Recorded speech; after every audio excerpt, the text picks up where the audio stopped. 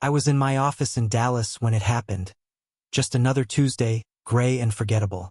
The kind of day that passes through a man without leaving fingerprints. My inbox was full, the hum of printers steady, and the smell of burnt coffee hung in the air like something permanent. I remember staring at a spreadsheet when my phone vibrated against the desk. One vibration, one message. I'm taking Lucas and Maya to my parents. I'm filing for full custody. That was it. No punctuation at the end, no apology. Just a clean incision. 9 years of marriage collapsed inside that single line. For a few seconds, I didn't move. The cursor blinked on the screen, waiting for me to keep pretending that work mattered. I could hear laughter down the hall, the chatter of people still living inside normal lives. And me, frozen in a moment so quiet it felt detached from sound. I didn't answer her. I didn't even unlock the phone again. There are moments when words become useless, when silence is the only thing that still has weight. I had been preparing for this. Not hoping for it, not wanting it, but preparing. You can feel when a marriage begins to rot. Not all at once, but slowly, the way wood darkens before it splits. It had started almost a year ago. Amanda had begged *N to drink in ways she hadn't before. Morning wine disguised as juice, girls' nights that blurred into weekends, text messages she angled away from my line of sight. She'd grown secretive, then defensive, and eventually she grew cruel. I told myself to be patient, that she was tired, that she'd come around. I didn't know then that patience can become its own form of cowardice. The night that changed everything, I came home early from a business trip. Lucas and Maya were eating cereal for dinner, the kitchen a mess of crumbs and spilled milk. Amanda was asleep on the couch, an empty bottle by her side. I remember standing there, watching her breathe through her mouth, her hand twitching occasionally, the television flashing light across her face. I tucked the kids into bed myself. Then I sat alone in the dark and made a decision. The next day I installed the cameras. Hidden, discreet, small enough to disappear into corners. I told myself it was about safety, and it was at first. But there was another motive, one I couldn't admit even to myself. I wanted to know if I was going insane, or if the woman I'd married had already left me in every way that mattered. The recordings gave me my answer. Day after day, I watched Amanda drink through the afternoons, slurring to friends on speakerphone, muttering about me as though I were a stranger she resented sharing oxygen with. Lucas would tug at her sleeve, hungry. Maya would spill juice across the table and cry, and Amanda wouldn't move. She'd just laugh weakly and say, "Daddy will clean it when he gets home." And then there was Eric. I'd met him once at a barbecue. A friend of her brother's, tall, easy smile, the kind of man who mistook charm for character. The footage showed him arriving while I was at work. First casual visits, then hours spent behind closed doors. I didn't need to see more to understand what it meant. Betrayal doesn't require proof beyond the first lie. Still, I cataloged everything. I backed up every clip, time-stamped every frame. I told myself I was doing it for the children, to protect them, to build a case if the day ever came when she tried to *P***nize them against me. That day had arrived. In the minutes after her message, I sat perfectly still, feeling the quiet rearrange itself around me. Outside the window, the Dallas skyline shimmered under the afternoon sun. Glass and steel pretending permanence. I'd spent my career building order out of chaos, managing crises for other people. Now I was inside one that no spreadsheet could fix. I closed my laptop, stood up, and walked out. No one stopped me. I don't think anyone even noticed.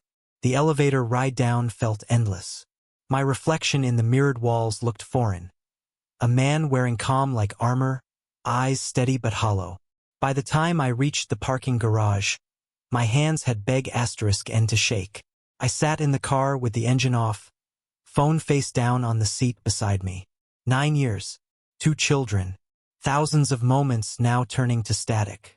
I thought about Lucas, 7 years old, gentle but watchful, the kind of boy who notices when you're tired but doesn't know how to ask why. I thought about Maya, 5, still living in a world of soft things. Cartoons, drawings, the safety of my arms when thunder shook the windows. They didn't deserve this war, and yet Amanda had already drafted them into it. For a moment, I almost called her, almost begged for calm. But then I remembered her face from those recordings.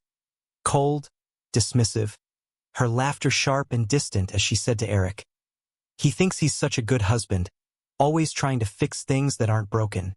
No, there would be no pleading. The truth is, I had already started grieving her long before that message arrived. I had grieved her the first time she came home smelling like someone else's cologne. The first time she rolled her eyes when I reminded her not to drink before picking up the kids. The first time she said, "You're not fun anymore." As if marriage were supposed to be a party that never ended. By the time she sent that text, love had already died. All that remained was paperwork and proof. I started the engine and drove. Not home, not to her parents' house, but nowhere in particular.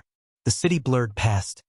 Gas stations, fast food signs, families crossing streets hand in hand. Every sight felt distant, like watching life from the wrong side of a window.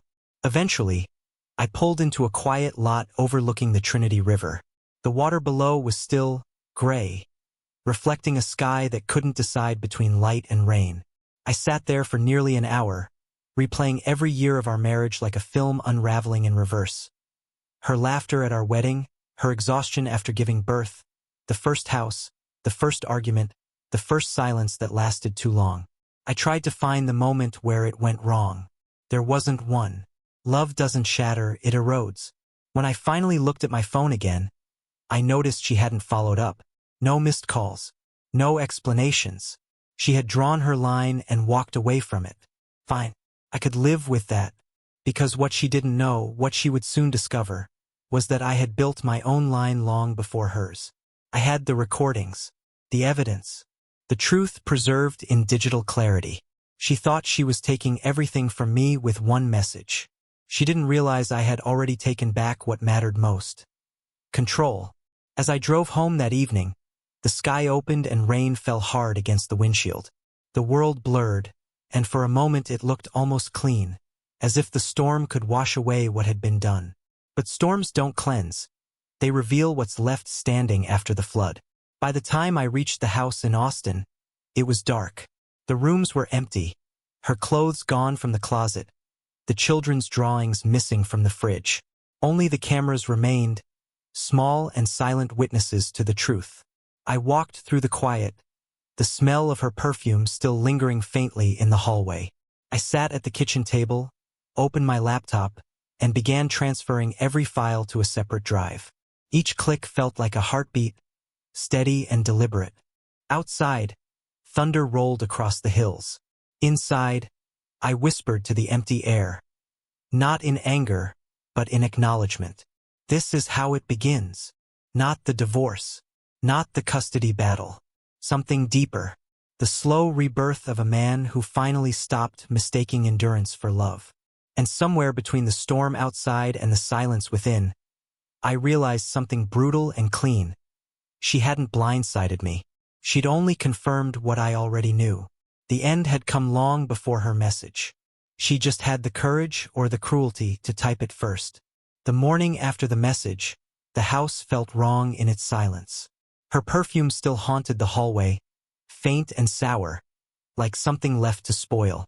The cameras were still running, their tiny red lights blinking in the corners, quiet witnesses to a life already divided.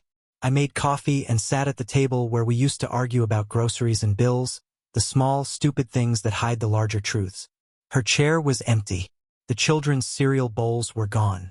I could almost see the outline of where their backpacks had been left the day before. Absence leaves its own kind of fingerprint. I should have called her, should have demanded answers or begged for restraint. But instinct told me silence was my ally now. Words were we *p***s she'd use against me later, twisted, replayed, misquoted until they became ammunition. I'd spent years trying to reason with a woman who could turn logic into guilt in a single breath. No more. Instead, I called Mark my brother. He worked in the legal field, not family law, but close enough to know the landscape. When he picked up, his voice was cautious, still half asleep. "What happened?" he asked after I told him. "She's taken the kids. Said she's filing for custody." pause, then a sigh. You have proof? Yes, I said. More than enough. Then don't panic. Keep everything documented. Don't contact her directly. Let her make the first mistake. His calm steadied me. He gave me a number. Rachel Collins? Attorney in Houston. Someone he trusted. She doesn't flinch, he said. And she hates liars. I drove to Houston that afternoon. The rain chased me down the highway, streaking the windshield in diagonal lines. Somewhere along the drive, anger began to thaw the numbness. I thought about Amanda at her parents' house, already rewriting the story. Maybe she was crying, painting herself as the victim, saying I was controlling, distant, cold. She was good at that, turning her failures into my faults. By the time I reached Rachel's office, I had rebuilt myself into something steady again. The kind of man who plans, not reacts. Rachel Collins was sharp in every sense of the word. Eyes like searchlights, posture military straight. Her office smelled of leather and printer ink. When I told her what had happened, she didn't interrupt. She just listened, tapping a pen lightly against a yellow pad. When I mentioned the recordings, she looked up. You have video? Yes, hidden cameras. Installed legally in my own home. What do they show? Everything. For the first time, she smiled. Not warmly, strategically. Then you're in a better position than you realize. I handed her the external drive, the one I'd labeled proof. She plugged it in and watched for nearly 10 minutes in silence. Amanda pouring wine at noon, slurring through phone calls, leaving the children alone while she stumbled to bed. Then Eric's visits. The embraces. The laughter. Rachel paused the screen. This is devastating, she said quietly. To her case, I mean, you've documented neglect, substance abuse, and infidelity. If she's filed for full custody, she's walked straight into her own ruin. Hearing those words didn't bring relief, just exhaustion. Winning wasn't the same as healing. She drafted the first motions that evening.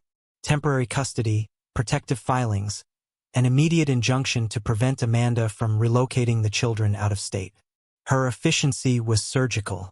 I sat across from her, answering questions in the flat voice of a man giving testimony at his own funeral. Do you want full custody? She asked. I want them safe, I said. If that means full custody, yes. She nodded. Then we'll fight for that. By nightfall, everything was in motion. Rachel had sent initial filings to Amanda's legal team, a prestigious firm in San Antonio, the kind that hides guilt behind mahogany desks and polite smiles. Their opening move was predictable. A petition for full custody, supervised visitation for me, financial obligations intact. Rachel laughed when she read it. They don't know what's coming, she said. Within 24 hours, she replied, attaching selected clips. Amanda drunk, stumbling through the kitchen while the children cried. Amanda mocking me to Eric. Amanda pouring another glass as Maya begged for dinner. The kind of footage that doesn't need commentary. By the next morning, the tone of the opposing counsel shifted. The aggression vanished. The calls turned cautious. They asked for mutual understanding, joint custody, amicable resolution, translation. They'd seen the evidence and realized their client had already lost. Rachel told me not to respond. Let them sweat, she said. Desperation reveals truth faster than any cross-examination. Meanwhile, messages from Amanda started flooding in. Long paragraphs alternating between rage and regret. You're turning this into a war. You're poisoning the kids against me. Please, we can fix this. Then minutes later, you'll regret doing this to me. You're a monster. I didn't answer. Silence was strategy now. At night, I replayed the videos again, not because I needed to, but because I couldn't stop. Watching her drink alone, her voice slurred and bitter. I saw the woman I'd once loved vanish frame by frame. Love doesn't die cleanly. It rots, leaving behind the ghost of who someone used to be. The hardest part was hearing my children in the background. Lucas's small voice asking, Mom, where's Dad? And her answer, he's busy. He always is. Then the sound of a bottle opening. That sound became my alarm bell, ringing through every hour of the day. Within a week, Rachel had gathered everything: affidavits, timestamps, witness statements from neighbors who'd seen her drunk outside, reports from Lucas's teacher noting missed lunches and frequent tardiness. Each page stacked into a quiet mountain of truth. One evening, she looked up from her desk. "This is one of the strongest custody cases I've seen in years," she said. "You're doing the right thing." I wanted to believe her, but doing the right thing rarely feels righteous. Feels hollow, like carving out your own heart and calling it justice. Amanda's parents called next. Her mother's voice shook with anger. "How could you do this to her? You're destroying our family." "She destroyed it herself," I said. "She's the mother of your children." She stopped being their mother the moment she chose the bottle over them. Her father tried next, calmer, but no less blind. "Don't air this out in court," he said. "Think of the children." "I am," I answered. "That's exactly why I'm doing it." They hung up without saying goodbye. I didn't blame them. Parents will always protect their own, even when their own are the ones who burned the house down. By the second week, the storm had quieted into strategy. Amanda's lawyers sent smaller, humbler requests: visitation schedules, mediation offers, tones of compromise. But beneath it, I could feel her fury brewing. Every email carried a trace of her voice. Indignant, wounded, self-righteous. She couldn't stand losing control. And I knew sooner or later she'd lash out again. On the 15th day, she did. A voicemail at midnight. "You think you're saving them? You're destroying them. They'll hate you for this." Her voice cracked halfway through, the sound of someone collapsing under the weight of their own lies. I deleted it without replaying. The next morning, Rachel called. "They've withdrawn their demand for full custody," she said. "They're proposing joint." I laughed. Not with joy but disbelief. "So quickly. They saw what I sent them," she said. "That footage doesn't just end marriages. It ends illusions." For the first time in weeks, I allowed myself to breathe. Not relief, just air that didn't feel poisoned. But deep down, I knew this wasn't over. People like Amanda don't surrender. They regroup. And when they realize charm no longer works, they turn to chaos. Still, as I hung up and looked around the quiet house, I felt something close to balance returning.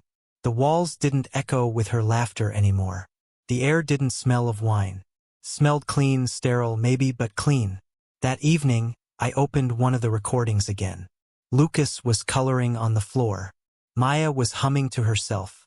Amanda was in the kitchen, her face buried in her phone. I paused the video there, mid-frame. There was my family, frozen in the moment before everything fell apart. A still life of ordinary ruin. And I whispered to the screen, not in anger, but in warning. "You thought I wouldn't see. But I saw everything." Amanda's family came for me first. Not the lawyers, the bloodline.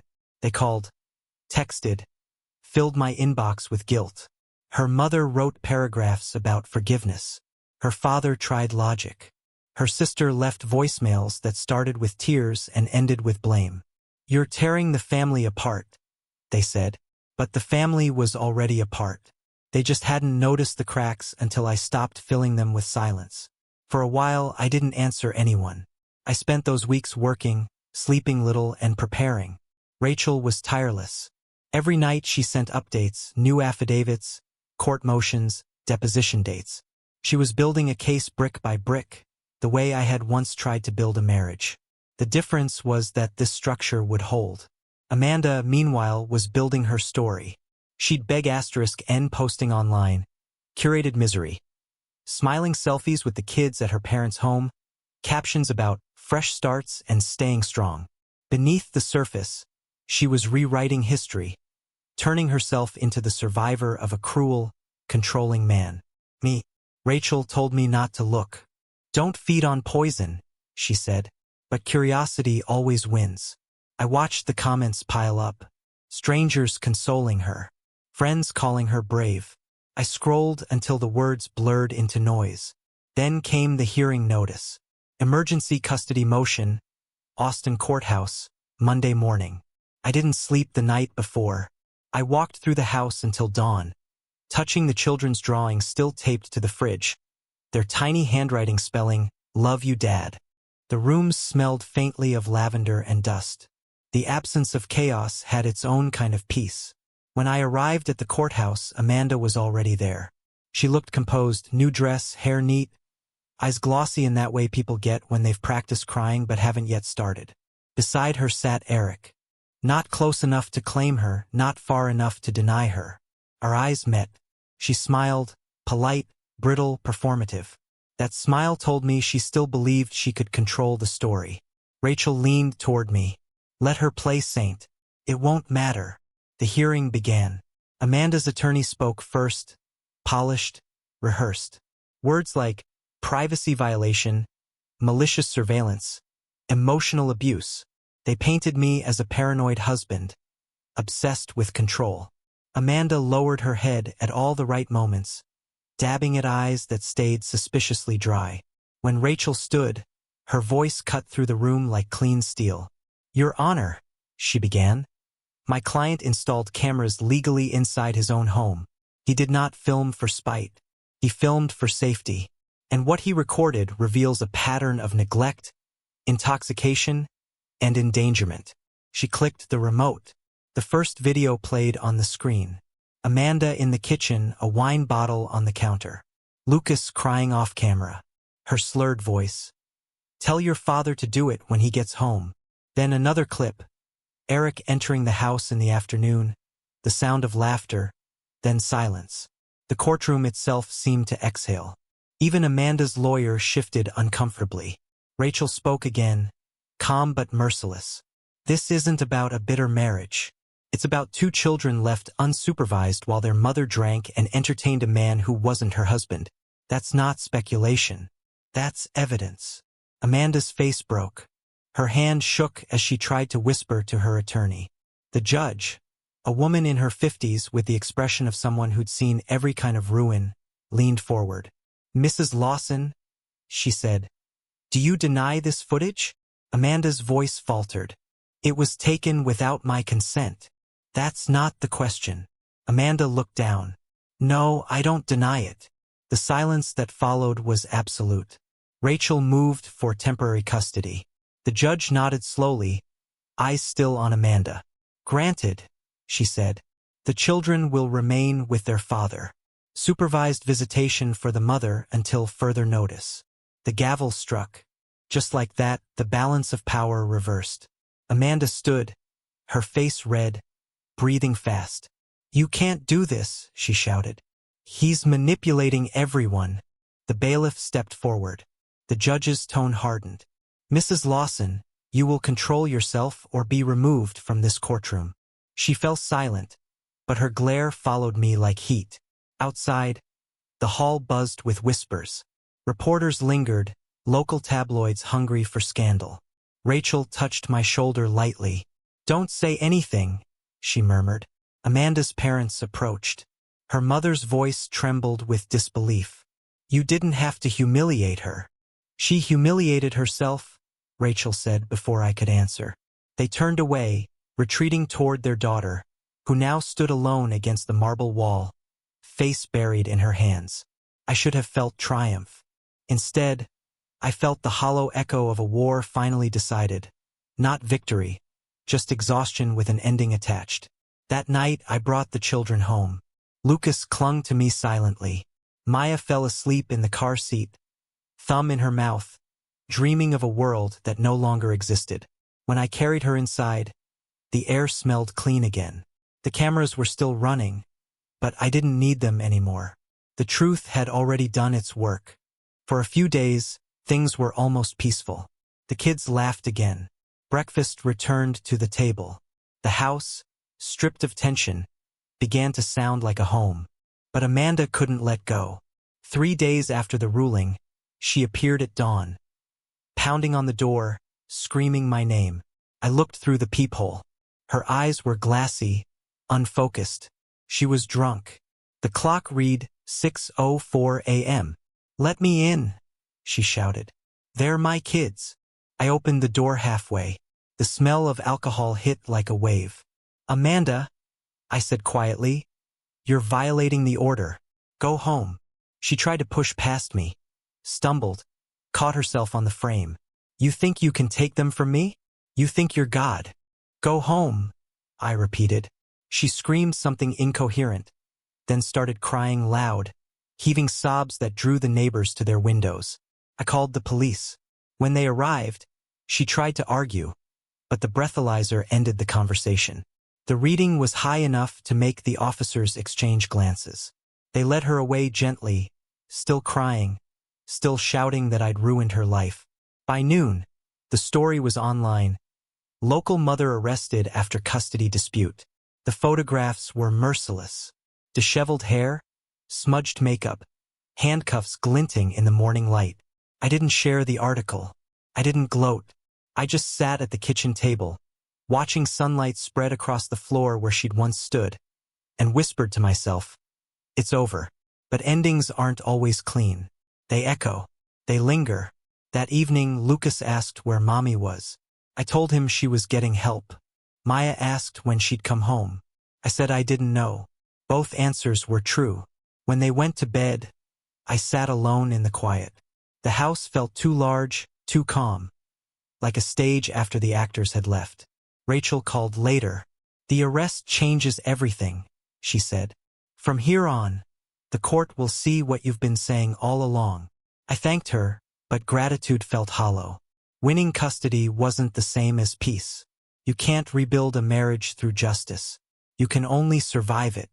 As the night deepened, I walked through the house one last time, turning off the lights. In the hallway mirror, I caught my own reflection. Tired, older, sharper somehow. This wasn't victory. It was aftermath. And yet, beneath the fatigue, a small flicker of certainty remained. I had protected my children. I had told the truth. I had endured. The rest, the ruins, the silence, the grief, belonged to her now. It wasn't the law that ended it. It was a woman who had run out of patience with the same lie. Her name was Melissa, Eric's wife. She called Rachel first, then me. Her voice was tired in that way people sound when the truth has finally cost less than silence. I'm done covering for them, she said. I have messages, photos, receipts, hotel charges she put under her maiden name. She told Eric she'd keep the house, take the kids, and bleed you until you begged to leave.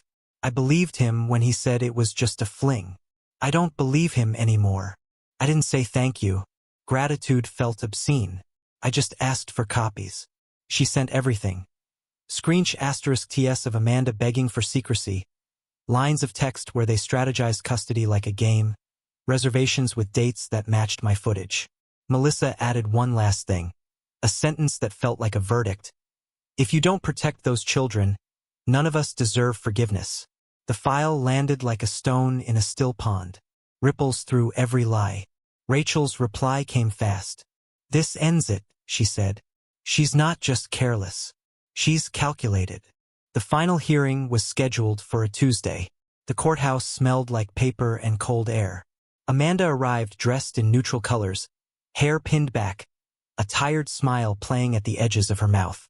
Eric wasn't with her. I heard later Melissa had changed the locks. He'd chosen absence, as men like him always do when the consequences arrive in larger shoes than the fantasy. Amanda's attorney tried a softer angle this time. Treatment, remorse, a plea for balanced parenting. They spoke of stress and misunderstanding, of my supposed rigidity, of marital tension. All the excuses grief uses when it's trying to purchase time. Rachel didn't flinch. She led with the recordings, then the arrest report, then quietly Melissa's evidence. The judge read the messages with an expression that didn't move. There was no spectacle left to perform, just ink and dates and a woman's voice in pixels, plotting a future without the work that earns it. When the judge spoke, the words were clean. Full legal and physical custody to the father. Supervised visitation for the mother. Substance abuse treatment required. Parenting classes. Review in 6 months. The home remains with the father. No alimony. Gavel. Echo. A long exhale I didn't know I'd been holding. Amanda stared at the table, as if the wood grain might bloom into mercy. Her attorney touched her elbow and got nothing. When she finally looked at me, there was hate, and beneath it a hollow she had dug herself. Outside, the sun felt like a weight replaced with warmth. Rachel shook my hand and let go quickly, as if she understood that victory is a word that fits poorly in a mouth full of ash. "You did right," she said. "Now do right again. Build them a life." I took the children home. The house felt different, not because anything had changed but because something had stopped. The constant hum of dread. Lucas stood at the doorway and looked as if he didn't trust the quiet. Maya asked if we could keep the lamp on at night. We did. Days stretched clean. We began with small things. Menus taped to the fridge, bedtimes that arrived gently, backpacks by the door. Breakfasts with fruit that didn't rot in bowls. Shoes lined like good intentions. I learned the weight of their silences and what each needed to fill them. For Lucas, explanations without anger. For Maya, routine like a lullaby. They bloomed the way neglected plants do, first with caution, then all at once. Lucas's grades rose in small, unremarkable numbers that meant everything. A teacher wrote that he was participating again. Maya started sleeping through storms. Some evenings she'd fall asleep mid-book, cheek against my sleeve, and I'd keep reading to the empty room because the sound meant safety to someone. News still found us. Eric faded from the story like a watermark. He moved out of Melissa's house and into a rental far from the neighborhoods that remember. Amanda got a part-time job at a clothing store her cousin managed. I saw her once from across the parking lot. Thin, careful, exhausted. She looked like a person who had learned that attention and love aren't synonyms. She looked small but not broken. You can't break what keeps choosing the same wrong door. She tried demands a few times, messages that arrived at midnight, long and dramatic. Then they softened into apologies that made no promises. Then they stopped. Her visits were supervised by a woman with patient eyes and a clipboard. The children returned from them quiet and dry-eyed. I did not ask questions they would have to lie to answer. Melissa called once more. "He's out of the house," she said. "I'm done carrying him through his own choices." I told her she didn't owe me anything. She said, "I know. That's why I can speak." We never spoke again. Months passed. The house grew steadier. A machine of kindness that refilled itself. The cameras came down one evening when the sky burned low and orange. I unscrewed each lens and placed it in a box, not because I trusted her, but because I trusted myself to keep them safe without proof. Lucas watched from the hallway. "Are we okay now?" he asked. I told him we were okay enough. It was honest. It was what he needed. On the 6-month review, the judge kept everything as it was. The order read like an apology written to the children by a system that finally believed them. Amanda nodded through it, eyes glossed with a sadness she hadn't earned. She'd gained new phrases from meetings and pamphlets: accountability, recovery, growth. I hope she meant them. Hope is a muscle I refuse to let die. We came home and cooked dinner. Pancakes, because pancakes taste like mornings even at night. Maya poured syrup like rain. Lucas told me about a science project with a voice that didn't check the door between sentences. He asked if Eric would ever come back. I said that sometimes adults love the mirror more than the room. He didn't ask again. The nights are quieter now. I read in the doorway until their breathing steadies. I stack dishes. I check locks. I set alarms I no longer fear. And when the house finally sleeps, I sit at the kitchen table and tell the truth to no one. I didn't win. I endured. I carried them across a river their mother chose to swim away from. People like to say that truth sets you free. It doesn't. Confines you to what you can live with. I can live with this. Breakfast and backpacks and the sound of pencils on paper. I can live with being the man who stayed when staying meant bleeding out in inches. I can live with the quiet that follows a storm you didn't start and still had to end. Some nights I imagine the life we were supposed to have. 2 parents, 1 table, laughter not bought with effort. Then I look at my children and remind myself, the life we have is real. It beats. It breathes.